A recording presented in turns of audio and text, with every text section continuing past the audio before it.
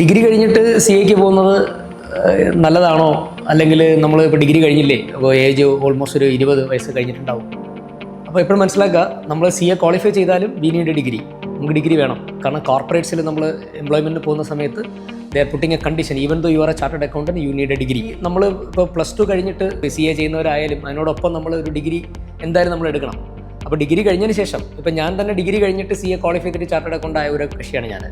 അപ്പോൾ എൻ്റെ ഒരു പേഴ്സണൽ ഒപ്പീനിയൻ, ഡിഗ്രി കഴിഞ്ഞാലും സി എ ചെയ്യുന്നത് നല്ലതാണ്. കാരണം നമുക്ക് ഫുള്ളായിട്ട് ഈ പ്രൊഫഷണൽ കോഴ്സിലേക്ക് ഫോക്കസ് ചെയ്യാം. +2 കഴിഞ്ഞ് ഫൗണ്ടേഷൻ കഴിഞ്ഞ് ഇൻ്റർവ്യൂ കഴിഞ്ഞ് ഫൈനൽ ചെയ്യുന്നവരെ സംബന്ധിച്ച് അതിനോടൊപ്പം തന്നെ ഒരു ഡിഗ്രി എഴുതുന്നതിനെ പറ്റി ആലോചിക്കണം. കറസ്പോണ്ടിങ് ആയിട്ടോ എങ്ങനെയാണെന്ന് വെച്ചാൽ ഡിഗ്രി ചെയ്യണം.